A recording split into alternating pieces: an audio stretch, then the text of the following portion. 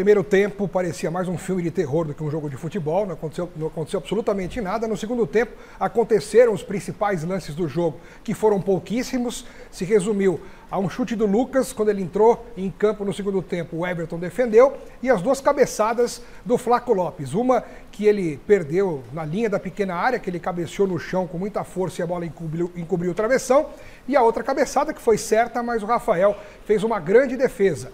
Um clássico muito pobre, talvez um dos piores choque reis que eu vi na minha vida. Paupérrimo de qualidade técnica, de inspiração. Os principais jogadores de cada time, principalmente do Palmeiras, que tentava tomar iniciativa, erraram tudo. O Rafael Veiga não acertou um cruzamento, não tentou chutar uma vez. O Rafael Veiga foi nulo no jogo e era o cara que poderia fazer algo diferente. O Estevão, que também é o craque do time do Palmeiras, né? Tecnicamente diferente, mas não acertou absolutamente nada. Tem o desconto que ele estava com a amidalite, por isso que ele ficou no banco, mas aí entrou aos 2 minutos, 3 minutos, jogou o jogo inteiro e tentou, correu, mas também não acertou nada. Então foi um dia nulo, o 0-0 foi a nota do jogo e principalmente a nota do Palmeiras, que tinha a obrigação de ganhar. Tinha a obrigação de vencer e não conseguiu. Tinha classificação dependendo só de si e agora depende da Ponte Preta, que pega o São Paulo no Morumbi. Não sei que São Paulo que a Ponte Preta vai enfrentar. Bom, tá aí o Alex fazendo a primeira análise do Palmeiras, o Turra também já falou, o Bragueto disse que não gostou. Eu quero saber, concordou com o discurso do Zubeldia? Não, veja bem, tínhamos a planificação, e pá, Meraqui, Milongueiro e tal. Pô, e podia ter ido com um time mais agressivo para tentar dificultar ainda mais a vida do Palmeiras, não é? E tirar o Palmeiras de uma vez aí de possibilidade de classificação. Qual é a sua avaliação do que disse o Zubeldia, Miller? Olha, Garrafa, a gente tem que entender também que um treinador estrangeiro, ele não sente o peso da rivalidade como um treinador brasileiro. Nunca vai sentir e nunca vai se importar com isso. Tanto é que ele repetiu várias e várias vezes que ele está priorizando o planejamento para Libertadores e o restante da temporada, que é difícil e desgastante, né? E ele está certo? Por esse lado ele está certo, porque o Lucas já não tem mais 20 anos, né? O Lucas é o principal jogador do time e tal. Apesar de não gostar dele, eu concordo com ele nesse ponto. Se tivesse perdido hoje, Miller, essa é a questão. Não, mas ele não pensa assim. Entendi. Ele não pensa, ele não tá assim, tipo, se importando com o resultado. Ele está preocupado com o planejamento do seu elenco, que ele está no dia a dia vendo, né? Lucas, acima de 30. Você sabe muito bem que no Brasil, principalmente, para um treinador, nós temos um aqui, um jogador de 30 anos já é considerado velho. Mas é melhor você preservar contra, por exemplo, qual foi o último jogo, gente? Foi Água Santa? Velo Clube. Velo Clube? Preserva com o Velo Clube e vai com a cavalaria contra o Palmeiras. Todo treinador brasileiro pensa assim.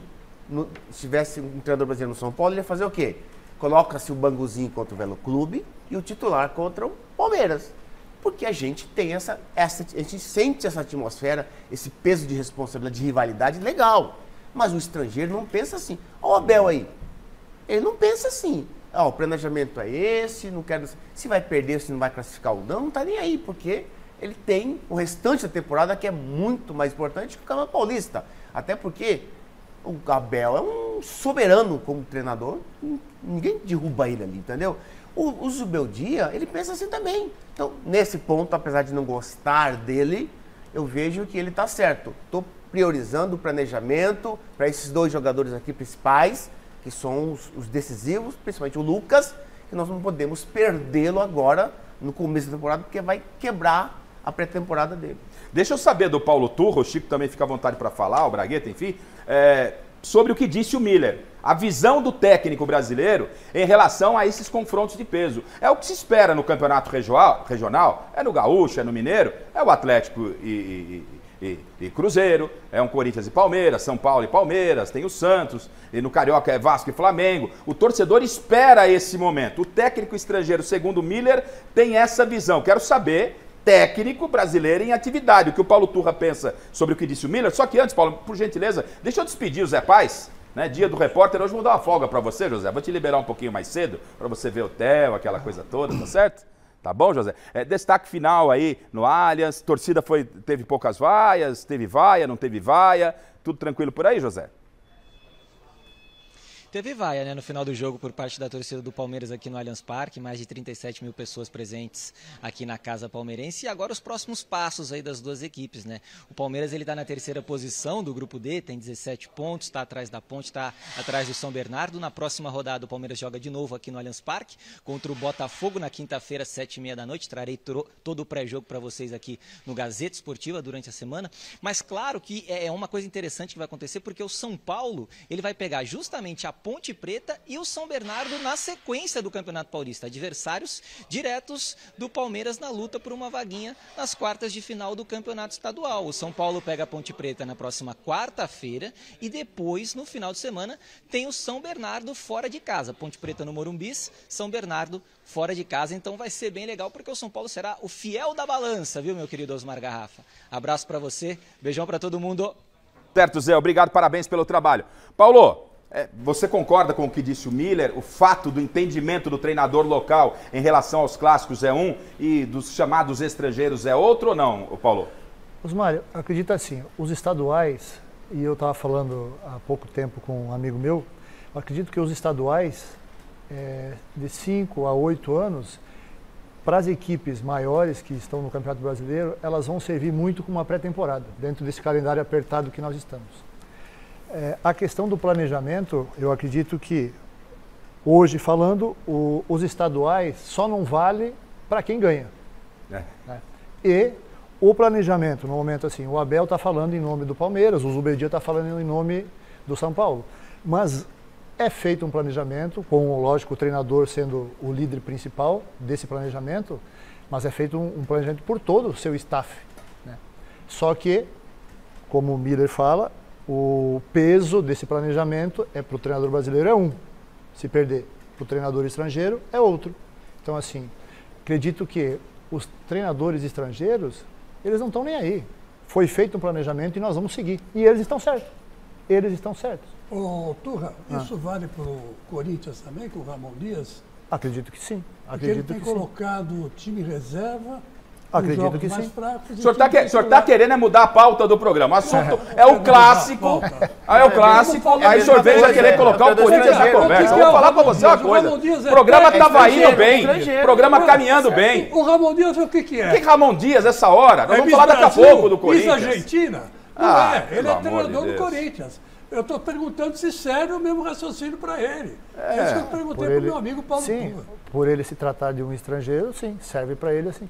Agora, o que é certo? O certo, eu, como treinador brasileiro, eu acredito que precisa haver sim um planejamento, porque nós não vamos falar de um Palmeiras, de um Corinthians, de um Santos lutar no campeonato estadual para não cair, né? Longe disso. Agora, ou para não classificar na primeira fase. Ou para não classificar, entendeu? Vão classificar. E aí tem que ser assim, porque o calendário é muito difícil, É até dezembro. Esse ano vai ser até dezembro, vai entrar dezembro adentro. Até 20 então, de assim, dezembro. tem que ser sim, o planejamento tem que ser levado à risca, principalmente no início. Que é no início, nesse atropelo de jogos que tem com pouca base de trabalho, que acontecem as lesões e que uma lesão pode levar o ano perdido para um atleta. Mas só um detalhe em relação a isso, Turra, que o Miller falou, o Abel já se abrasileirou também. Porque ele, no ano em que o Palmeiras foi campeão da Libertadores contra o Flamengo, pouco tempo antes, acho que um mês antes, tinha um clássico contra o São Paulo no Allianz Parque em que ele colocou o time reserva. E o São Paulo estava ameaçado de rebaixamento naquele momento. E o Palmeiras, com o time reserva, perdeu para o São Paulo no Allianz Parque. Dali foi arrancada para o São Paulo escapar. E o Abel, se não ganha a Libertadores do Flamengo, corria sério risco de cair naquele momento. Porque a pressão foi muito grande internamente no clube, porque ele botou reservas contra o São Paulo. Depois daquilo, ele nunca mais mesclou o time em clássicos. Nunca mais. Aí ele entendeu o que significa exatamente. Rivalidade. Ele já entendeu. A rivalidade está em campo. Eu não entendo. Você sabe que você vai ter um Palmeiras e São Paulo pela frente lá. Né? Ou um São Paulo e Palmeiras, ou um Palmeiras e São Paulo. Tem que preservar o que você tem de melhor para entrar nesse clássico. Até porque hoje também, eu quero que o Bragueto fale sobre o tema, o mestre está na ponta da linha, eu vou passar com o mestre Alberto Helena Júnior. Ô Bragueto, depois se você tiver também, filho, já me coloca a classificação para a gente avaliar. Em termos de Palmeiras, Tudo bem, você não tem o Estevão semana passada, causou surpresa, Estevão no banco e tal. Ah, tá, na coletiva veio a explicação, tá com problema de saúde, uma amidalite e tal. Hoje ele não aparece entre os titulares também, mas no banco. Não sou médico, mas pô, tava com a amidalite na quinta, sexta, domingo, deve ter dado uma melhoradinha, né? Não, mas vamos segurar tal. Aí machuca o Maurício, o Estevão joga. Hoje era decisão pro Palmeiras, Bragueto. Olha a situação do Palmeiras no grupo aí, gente. O Palmeiras deixou escapar a oportunidade hoje de pular para a zona de classificação, porque a Ponte não venceu, né, Alex? Então, São Bernardo, praticamente classificado 22, uma das melhores equipes do Campeonato Paulista. Segunda melhor campanha. Desde o ano passado. É. A Ponte com 19, o Palmeiras com 17. Eu não, juro, eu não consegui entender. Né? Um jogo importante para o Palmeiras. Seu pai deve estar maluco na sua casa, né? Maluco. Jogo importantíssimo pro Palmeiras. Pô, você tem o Estevão no banco. Não estou dizendo, o Estevão até entrou, nem produziu muito. Mas é o Estevão. É o Estevão. Aí, não, tá, se ele joga só 10, 15 minutos, não. Machuca o Maurício, já entra o Estevão. Se você tinha condição de jogar, ou se dava para jogar, colocasse desde o início, Bragueto. Ah, Garrafa, é exatamente isso, né? Primeiro, o Palmeiras também cai num grupo, que é o grupo que tem maior pontuação aí dos 4 grupos. Tá passando pano a impressão? Não. Ainda tem mais essa. Eu queria falar o seguinte... Desculpa. Tenho liberdade comigo para ele fazer essa colocação. Mas é claro que tem. E meu pai não tá em casa. Ele tá no estádio. Tava vaiando com os meus irmãos, entendeu? Então, assim,